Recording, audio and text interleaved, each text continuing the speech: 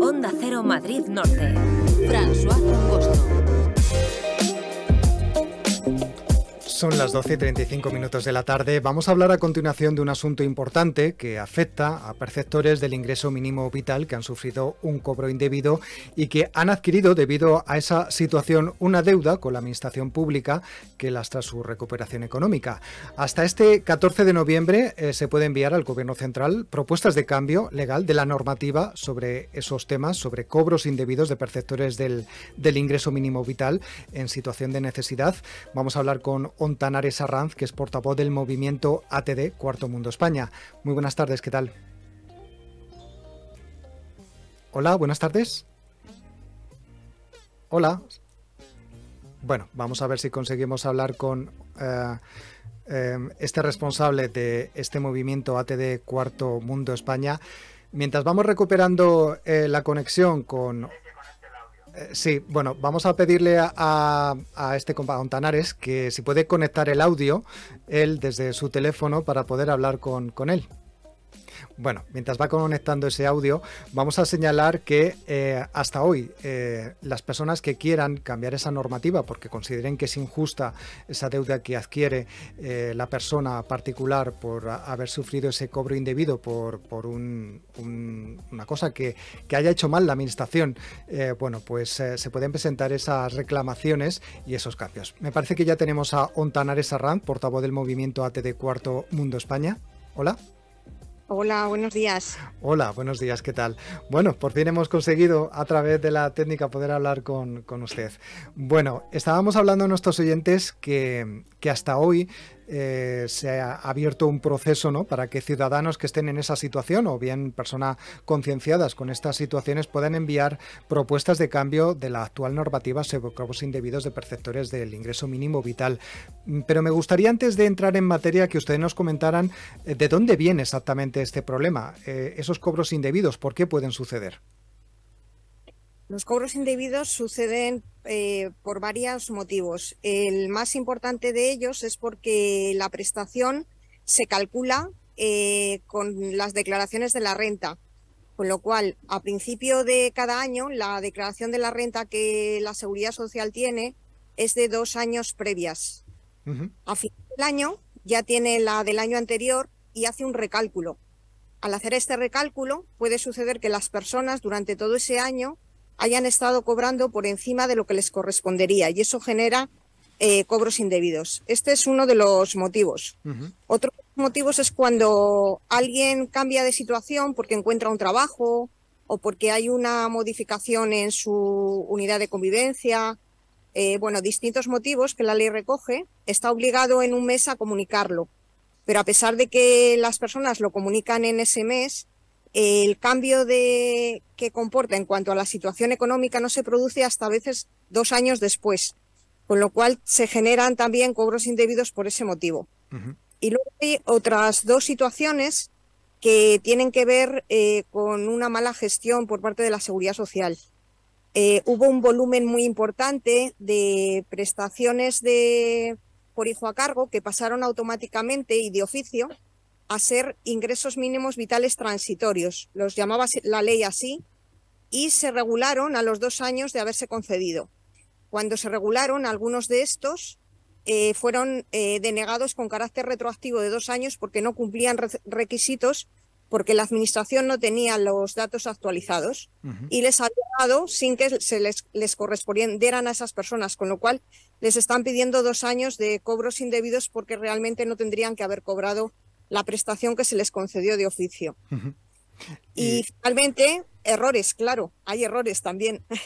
Errores porque los cálculos que hace la Seguridad Social tienen que ver con los datos que Hacienda le proporciona y a veces los datos que proporciona Hacienda no están correctos. Por ejemplo, en el primer año hubo un error al menos bastante importante en bastantes puntos de España, en el que se contabilizó las rentas mínimas autonómicas, que no tendrían que haber sido computadas, y en las declaraciones de la renta constaban como ingresos computables, con lo cual las personas que lo sabían pudieron hacer una reclamación primero con Hacienda y después con la Seguridad Social.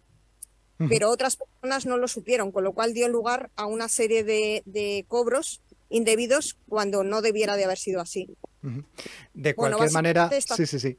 De cualquier manera, toda esta situación lo que genera es que esas personas que han percibido de manera errónea un ingreso mínimo vital se encuentran con que la administración les reclama que devuelvan ese dinero y muchas de estas personas no están en una situación económica adecuada para poder hacerlo, con lo cual tienen una deuda con el Estado. Efectivamente, además, la disposición adicional tercera de un Real Decreto que se hizo en 2022 para mejorar el ingreso mínimo vital de las personas que tuvieran ingresos por rentas de trabajo, metió una disposición adicional que lo que hace es empeorar la situación de los perceptores de ingreso mínimo vital con respecto de cualquier otra prestación de la Seguridad Social. Mientras otras prestaciones podrían tener unas disminuciones en prestación por cobros indebidos de alrededor del 10 o como máximo un 30%, en el caso del ingreso mínimo vital, la Seguridad Social puede detraer de un ingreso mínimo vital hasta un 70% del mismo para poder cobrar estos indebidos. La norma que ahora quiere implantar el Gobierno no va destinada a las personas con ingreso mínimo vital. Está sobre todo pensada para autónomos que no han podido pagar sus cuotas de seguridad social por distintos motivos. Y sí afecta a las personas que tengan deudas de ingreso mínimo vital cuando pueden pagarlas, precisamente a los casos menos gravosos, porque les permite tener un tiempo que hasta ahora era discrecional, un pago aplazado que hasta ahora era discrecional, y pone algunas reglas para ese pago aplazado de modo que las personas puedan hacer frente a esa deuda, pero no afecta a la mayor parte de las personas del ingreso mínimo vital y sobre todo no afecta a aquellas que menos posibilidad tienen de pagar esa deuda. ¿Han calculado ustedes cuántas personas están en esta situación, que puedan estar sufriendo esta situación de tener una deuda con la administración por esos cobros indebidos y que además a veces ni siquiera han sido por culpa de ellos, sino simplemente por un mal cálculo de la propia administración o porque les dieron por hecho que tenían que recibirla y luego les han pedido el dinero a posteriori?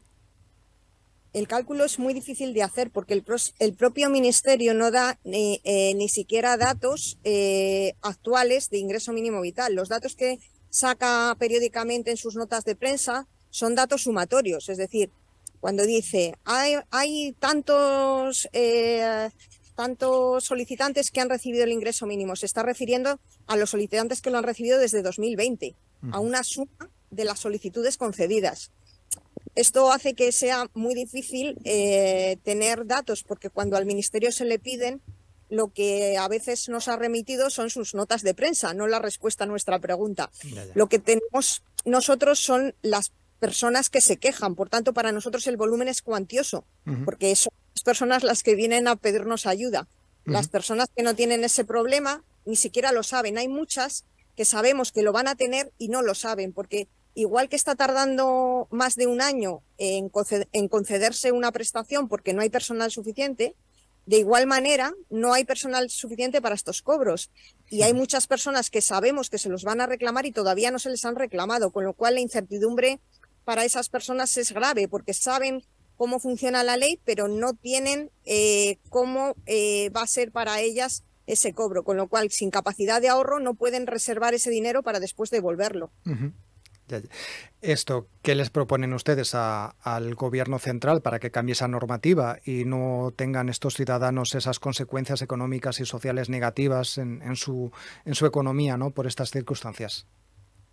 Pues mira, en primer lugar, que esta disposición adicional pues desaparezca. O sea, no puede ser que un perceptor de una prestación para las necesidades básicas se quede al 30% de esa prestación. No tiene ningún sentido. Entonces, esa disposición adicional tendría que desaparecer y a cambio nosotros lo que planteamos son varias cosas. Primero, que la Administración resuelva las diferencias de cuantía cuando hay una modificación por ingresos o por algún otro motivo que las personas comunican y que lo hagan en el plazo de 3 meses. Y que si no lo hacen en el plazo de 3 meses, no se les reclame esa deuda, porque todo lo que pase a partir de ahí es una deuda que no ha generado el administrado, sino que es la propia administración con la falta de personal o con la desidia la que no lo está haciendo. Por otro lado, que para las personas que no tienen la posibilidad de poder hacer estos pagos en los 2 años siguientes al momento en que se les solicite, porque no tienen ingresos suficientes, porque sus ingresos están por debajo del umbral de pobreza, no se les siga reclamando, porque lo que ocurre con las deudas de la Seguridad Social es que nunca prescriben, son deudas de por vida.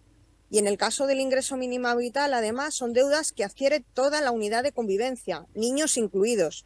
Y son deudas que al ser de por vida hacen que cualquiera de los miembros de la familia que tenga ingresos en cualquier momento van a vérseles embargados, incluso si pasa mucho tiempo, lo cual parece como un poco irracional, sobre todo en el caso de menores que ni siquiera han tenido la posibilidad de elegir nada de esto, ¿no?